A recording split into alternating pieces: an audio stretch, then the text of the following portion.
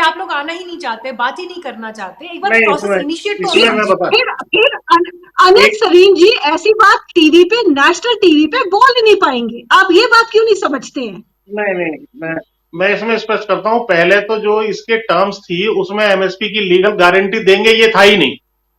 दूसरा, मेजोरिटी अपनी रख ली, 26 आदमी और 3 आदमी इनके लिए छोड़ दिए। ये अरे मेजोरिटी भाई से डिसीजन 26 होते में हैं मैम। आपको आप अरे रुकिए, ये कोई नंबर अच्छा, एक मिनट सुनिए ना। आप ये टेलीवाइज नहीं होगा, मैं इस ये टेलीविजन पे। एक मिनट, एक्सक्यूज मी, मैं एक मिनट। पैनल पे चुप बैठने के लिए नहीं आई हूँ। पिछले आधे घंटे से चुप हूँ। मैं आपकी बात सुन रही हूँ। आप 26 नंबर से अरे डरते आपके क्यों? जवाब दे रहा हूं ना मैं। नो, आप मेरी बात सुने पहले। अगर आपको लगता है आपका मुद्दा इतना स्ट्रांग है तो वो 3 लोग भी जाके बोल सकते हैं और बाहर आके नेशनली, वहां पे इंटरनेशनल मीडिया खड़ी होती है, आप उनको जाके बोलो, बाहर निकल के बोलो कि हम नेगोशिएशन छोड़ के आए हैं, ये चीजें लैकिंग है। नहीं, मैं इसका जवाब देता हूं। ठीक है, देखिए, अंदर जवाब कोई दीजिए। मीडिया नहीं होता। हमने तो कहा है कि नेशनल बाहर टेलीविजन निकल पर के, बहस मैं कर कह लो, रही हम हूँ, एक ही बाहर आदमी निकल भेज के आप देंगे। बात करिए। मैं चैलेंज कर रहा हूं इनसे कि एक आदमी जाएगा हमारा, इनके 40 आदमी होंगे, लेकिन नेशनल टेलीविजन पर बहस करने को तैयार है, उस कमेटी की दिखाने को तैयार है लाइव, तब दिखा दें। हाँ, ये बात जब वहां कोई बात आप आएगी नहीं बाहर।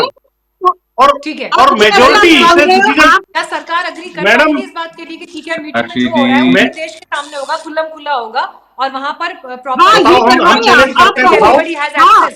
हम एक बंदा भेजेंगे, नेशनल टेलीविजन पे उसका ब्रॉडकास्ट कर दोगे, बताओ। बताइए। मीनाक्षी जी, अब आपने ये जो बात बोली है, अब अनिल सरीन जी को इसका जवाब देने दें। सिर्फ भारतीय जनता पार्टी से मैं बताऊं मीनाक्षी, समस्या ये है, तीन दफा बोल समस्या ये है कि हर व्यक्ति जो है वो समझता है कि मैं पूरे रिक्वेस्ट करूंगा कि बराबरी का मौका सबको दिया जाए। काइंडली पार्टी से मत बुलवाइए। अगर ऑपोजिशन को बुलाया तो ऑपोजिशन को बोलने का मौका दिया कीजिए, वरना आप काइंडली बीजेपी से बुलवा लीजिए। काइंडली या तो ऑपोजिशन को बुलाइए मत, अगर बुलाया तो बोलने का मौका दीजिए। आपने सबको 2 बार बुलवा लिया है, मैं अभी तक 1 बार बोला हूँ, तो ऐसे बराबरी चलिए आप कंडक्ट कर रही हूँ और ऐसे यहाँ पे इंटरजेक्शन जानकारी हमारे पास है। भारतीय जनता पार्टी के प्रवक्ता 3-4 बार बोल चुके हैं। मैं कह रहा हूँ पैनल को कैसे बैलेंस करना है, हमारी भी स्टेक है। जो किसान नेता है वो बोल रहे हैं अभी। ठीक है, अनिल जी बोलिए। जी मीनाक्षी जी, पुष्पेंद्र जी, समस्या सबसे बड़ी क्या है कि जब राष्ट्रीय स्तर पर कोई पॉलिसी पड़ती है तो पूरे देश को ध्यान में रखकर बनती है। स्टेट के हिसाब से नहीं बनती कि स्टेट वाइज ये पॉलिसी बन गई या वो पॉलिसी बन गई। जो लोगों ने एजिटेशन किया उनके 3 नुमाइंदे थे, जो बाकी नुमाइंदे थे अदर स्टेट से भी उनके अलग अलग एसोसिएशंस के नुमाइंदे हैं उसमें। अब आप कहो जी कि जो अदर स्टेट्स के जो एजिटेशन नहीं कर रहे वो तो आपके हिमायती हैं, तो ये तो बात नहीं ना हुई। आपके एजिटेशन कर रहे हो तो आपके 3 नुमाइंदे हम ले रहे हैं, उसके लिए आप भेजने को तैयार नहीं है। और पूरे देश का ये विषय है तो पूरे देश से रिप्रेजेंटेटिव आएंगे किसान यूनियन के, वो आपको एक्सेप्टेबल नहीं है। वीडियो कॉन्फ्रेंसिंग होगी सर, देखिए पूरे देश के सामने रखा जाएगा क्या बात हो रही है कमरे के अंदर। देखिए, ये निर्णय करना केंद्र सरकार का काम है। ये इस विषय के ऊपर मैं एज ए पार्टी रिप्रेजेंटेटिव इसके ऊपर कोई टिप्पणी नहीं कर सकता। ये तो मैं तो कह रहा हूं, आप इनकी मंशा को देखिए कि जब पंजाब में एजुकेशन शुरू करनी है, हमारे मंत्री आकर कहते हैं बोलिए कौन सी फसल एमएसपी में उठानी है, हम उठाने को तैयार है, लिखकर देने को तैयार है, ये मानने को तैयार नहीं, तो इनकी मंशा क्या हुई?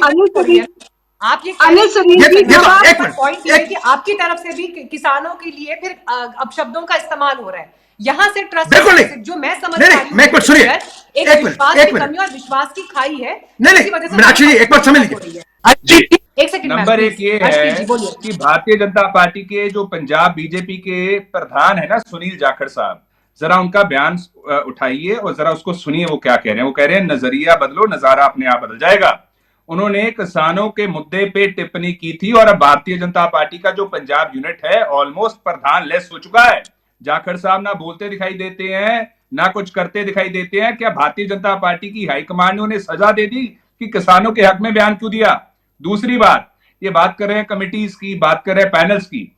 पार्लियामेंट का पैनल बना था चन्नी साहब जो फॉर्मर चीफ मिनिस्टर है पंजाब के, उन्होंने हेड किया और पार्लियामेंट्री पैनल ने हाल ही में दिसंबर में रेकमेंड किया एमएसपी एज लीगल गारंटी दिया जाना चाहिए। मैं भारतीय जनता पार्टी को पूछूंगा, इसमें आपके भी पार्टी के मेंबर्स थे, इसमें और भी पार्टी के मेंबर्स थे, करिए लागू उसको। कमेटी तो पुरानी बात होगी, जब पार्लियामेंट्री की पैनल ने कह दिया तो उसको रेकमेंड और इंप्लीमेंट क्यों नहीं किया जा रहा है? इस चीज का क्या भारतीय जनता पार्टी के पास कोई जवाब है? और तीसरी बात, भारतीय जनता पार्टी ने बार बार किसानों को धोखा दिया। ये कहते हैं एमएसपी देंगे, फिर मुकर जाते हैं। फिर अनिल सिंह जी को जब मैंने कहा कि आपने लिखित में वादे किए, कहां वादा किया कहते दिखाइए, फिर इनको दिखाया भी गया, इनको समझाया भी गया, और अब भी कह रहे हैं किसानों की गलती है। अरे भारतीय जनता पार्टी ने अगर दिल में नफरत समा रखी है किसानों के प्रति, तो उसमें किसानों का कसूर नहीं, किसानों का तो मतलब आपने तो उनको वादा करके बार बार वादा करके सुसाइड रेट डबल कर दिया, इनकम तो डबल होगी नहीं आपसे। आखिरी बात मैं ये करूंगा कि भारतीय जनता पार्टी जो है, अब एक पॉलिटिकल एनालिस्ट भी कह रहे थे अगर 3 मेंबर्स थे आपके तो आपको जाना चाहिए था। 26 मेंबर्स अगर उनके हुए तो क्या हुआ? मैडम, नंबर्स की गेम होती है।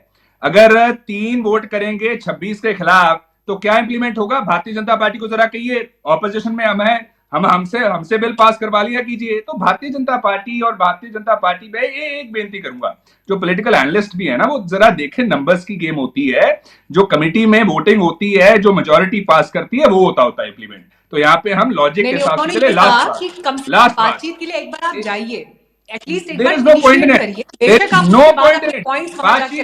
मैं बताऊंगा एक बात, बातचीत का समय चला गया है। एमएसपी 2014 से कहते आए हैं, अब बातचीत का समय नहीं है, डलेवाल साहब की जान बचाने का समय है।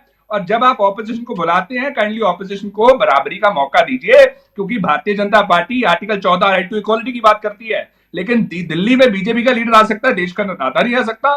पीसफुल प्रोटेस्ट करना आर्टिकल 19 माने फ्रीडम ऑफ स्पीच एक्सप्रेशन के अंडर आता है, फंडामेंटल राइट है। किसानों ने कहा हमें जंतर मंतर दे दीजिए, हमें रामलीला मैदान दे दीजिए, उसके लिए मना कर दिया। लॉ एंड ऑर्डर सिचुएशन को हमने बनाई है। बहुत बात कर रहे हैं सर, मुझे ये बताइए अर्शदीप जी, क्या विपक्ष की तरफ से इंडिया अलायंस इतना बड़ा गठबंधन बन गया, क्या अभी तक कोई किसानों से मिलने के लिए कॉन्क्रीट तरीके से डल्लेवाल साहब से मुलाकात करने के लिए गया? बिल्कुल गया है। Pratap Singh Bajwa leader of opposition है पंजाब के, वो जाके आए हैं। प्रेसिडेंट है सरदार अमरिंदर सिंह राजा बड़िंग पंजाब कांग्रेस के, वो जाकर के आए हैं। सीनियर लीडरशिप जाकर के आई है। भारतीय जनता पार्टी की तरह रजाई में ठंड में हम बैठे नहीं हैं, हम जाके किसानों के साथ खड़े भी हुए हैं, आज भी उनको सपोर्ट कर रहे हैं, कल भी कर रहे थे, आगे भी करते रहेंगे, क्योंकि देश के अन्नदाताओं को भारतीय जनता पार्टी धोखा दे रही है। अगर बीजेपी को मैं एक ही बात कहूंगा, राइट टू लाइफ एंड जिस तरह से अडानी के मुद्दे पर संसद में इतनी गूंज दिखाई दे रही है, उस तरह से क्यों नहीं फिर ऑपोजिशन उतरा है? बिल्कुल दिखाई थी, आप देखना। किसानों का मसला इतना बड़ा है तो क्यों नहीं ऑपोजिशन उस तरह से उतरा है? जवाब देता हूं, उसका जवाब देता हूं।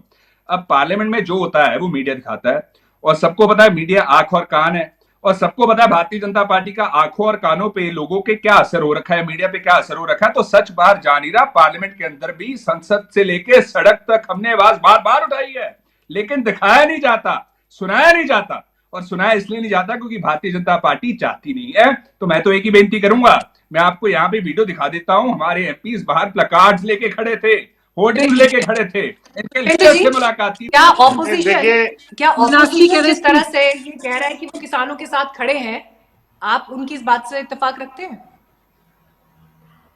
देखिए, अपोजिशन मांग के साथ तो खड़ा है, लेकिन थोड़ा अपोजिशन को कुछ मोबिलाइजेशन भी किसानों की करनी चाहिए, क्योंकि केवल ये इंतजार करते रहना कि भाई किसान आंदोलन करेंगे, तख्ता बदल देंगे और हम सत्ता में आ जाएंगे, वो चीज भी नहीं होनी चाहिए। मैंने तो अभी पिछले दिनों जयराम रमेश जी को भी मैसेज भेजा था, मैं कहा आप कम से कम राहुल गांधी जी से कहिए वहां जाएं। भाई अपोजिशन का जो है एक राष्ट्रीय मुद्दा है, केवल पंजाब का मुद्दा नहीं है, तो वहां जा सकते हैं। और आपके माध्यम से अब भी मैं अपील कर रहा हूं कि भाई वहां जाएं, दबाव बनाएं, बड़े डेलीगेशन को लेकर के जाएं, और जो है राष्ट्रपति से मिलें, या और सड़क पे उतरें, कुछ ना कुछ इनको भी करते हुए दिखाई देना चाहिए, तभी जो है ये दबाव इनके ऊपर बनेगा। और एमएसपी की लीगल गारंटी में आपको साहब, आपको भी मैं हाथ जोड़ करके विनती कर रहा हूँ, विनम्रता से। अगर अर्शदीप जी को मैं डायरेक्टली कहती तो वो कहते हैं कि आप तो बीजेपी की बात कह रही हैं, तो इसीलिए मैंने आपसे पूछा कि चलिए पुष्पेंद्र जी का क्या ओपिनियन है, जान लेते हैं। अर्शदीप जी, राहुल जी की अगुवाई में जैसे राहुल जी संभल गए थे, वहां जाने की कोशिश कर रहे थे, जैसे राहुल जी बाकी देश के पीड़ित वर्ग से मुलाकात करने जाते हैं, तो क्या राहुल जी किसानों से मिलने के लिए जाएंगे? प्रियंका जी उनके साथ आएंगी, कांग्रेस का बाकी डेलीगेशन आएगा। वो तो कह रहे हैं जयराम रमेश जी को भी चिट्ठी लिखी है। धन्यवाद। तो कहाँ है कांग्रेस की टॉप लीडरशिप जिनको किसानों के साथ खड़े होना चाहिए इस टाइम पर? जवाब दे रहा हूँ। एक तो धन्यवाद, आपने बड़ा ऑनेस्टली बताया कि अगर मैं डायरेक्टली सवाल करती तो वो कहते हैं मैं बीजेपी का सवाल कर रही हूँ, तो मैंने आपसे पूछा था कि ये चीज आगे आ जाए। मैं उसका जवाब देता हूँ। आपको याद है ना, आज से कुछ महीने पहले किसानों को कौन मिला था? Leader of opposition Rahul Gandhi ji मिले थे मोदी साहब के पास। मोदी साहब के पास। देखिए अर्शित जी, नहीं एक सेकंड सुनिए, मैं समझ रही हूँ आप क्या कर रहे हैं। मैं आपको लीजिए, सवाल पूछ। अब मुझे ये बताइए, राहुल जी जाएंगे किसानों से मिलने के लिए? जो सवाल पूछा है सर, सवाल का जवाब दीजिए, ठीक है? पत्रकारों पर निजी टिप्पणियां करने से आप बचा मेरी आपको सलाह है। अब जवाब सुनिए, 30 सेकंड अनइंटरप्टेड। जैसे दूसरों को टाइम बीजेपी को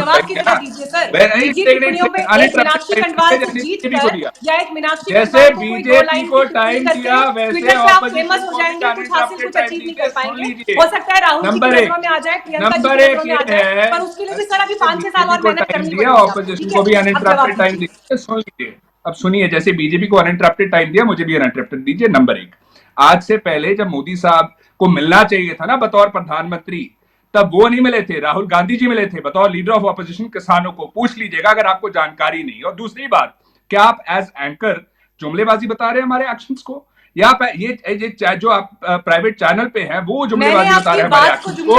ये भी क्लियर कीजिएगा। अब तीसरी बात सुनिएगा, आपकी एक दाद देता हूँ मीनाक्षी जी, एक दाद दूंगा, एक आपका धन्यवाद करूंगा। लोकतंत्र में सवाल सरकार को होते हैं और मैं आपको बार-बार बात कर रही हूँ, सवाल कर रहे हैं। कैसे होस्ट करनी है आप मुझे नहीं सिखाएंगे। मेरे पास अगर लोकतंत्र में सवाल सरकार को होते हैं और आप ऑपोजिशन को कर रहे हैं। 3 से 4 लोग बैठे आप सवाल लोकतंत्र में सवाल सरकार को होते हैं और आप ऑपोजिशन को कर रहे हैं। बहुत बढ़िया बात है, अच्छी बात है। ठीक है, आप अगर आप सुनेंगे तो बेहतर होगा सर। जो बात मैं आपको कहना चाह रही हूँ तो आप समझ पाएंगे कि what I am trying to say करेंगे। अब प्लीज आप सिंपल जो मैंने आपसे सवाल पूछा उसका जवाब दीजिए। ये आप जो डेफिनेशन बनाई है ना आपने लोकतंत्र की, लोकतंत्र में सवाल सरकार को होते हैं, सवाल ऑपोजिशन को नहीं होते। और अगर अभी भी बीजेपी को सवाल करने हैं ना तो ऑपोजिशन में आ जाए। और तीसरी बात सुनिए, अरे अर्शिव जी, यही कह रही हूँ आपको, आप जो सवाल पूछ रहे हैं उसका जवाब तो बीजेपी के प्रवक्ता ही देंगे ना सर।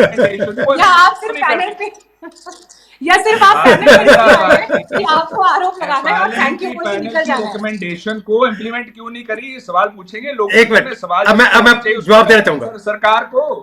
मैं जवाब देना चाहूंगा। आपने मैं जवाब देना चाहूंगा। जवाब दिलवा दीजिए। एक बार वो कंप्लीट कर ले सर, लेट हिम कंप्लीट। अब सुन लीजिए, पार्लियामेंट्री पैनल ने रिकमेंडेशंस दी है, MSP as legal guarantee implement होना चाहिए। अभी तक क्यों नहीं हुआ? नंबर 2, जब लिखित में वादे किए, 1 साल खराब किया, 700 किसान शहीद करवाए, क्यों लिखित में वादा किया अगर डिलीवर नहीं करना था? और तीसरी बात यह है, मोदी साहब ना मणिपुर पे बोलते हैं, मोदी साहब ना किसानों पे बोलते हैं, मोदी साहब ना डलेवाल साहब पे बोलते हैं। पंजाब के साथ भी जो वितकरा हो रहा है ना, मनमोहन सिंह जी के इशू पे हो गया और वितकरा हो गया, फंड्स को रोकना, किसानों को तंग परेशान करना, भारतीय जनता पार्टी के मन में नफरत है इन चीजों के लिए, पंजाब के लिए, पंजाब के किसानों के लिए। और इसका जवाब जो है भारतीय जनता पार्टी को लोकसभा में मिला था, 0 सीटें आई थी और जो बाइपोल हुए उसमें 0 आए हैं और इसके बाद देश में भी 0 हो जाएंगे बहुत जल्दी। तो मैं तो एक विनती करूंगा आपकी मीनाक्षी जी, आपका जब खुद 0 हो गए वो दूसरों को 0 कहते हैं। ज्यादा सवाल ऑपोजिशन को किए और कम सरकार को किए। अच्छा, लोकतंत्र की जो डेफिनेशन है आपने अच्छी एस्टैब्लिश की है, ऐसे ही होना चाहिए, क्योंकि सरकार के पास जवाब है भी नहीं। मोदी साहब ने 2014 से 24 हो गया, एक प्रेस कॉन्फ्रेंस नहीं की, एक प्रेस वार्ता नहीं की, एक सवाल नहीं लिया और एक जवाब नहीं दिया, क्योंकि मोदी साहब ने प्रधान कैंपेनर भी तो आपको क्या तकलीफ है? भी करनी है। आप बताओ ना, आपको क्या तकलीफ है?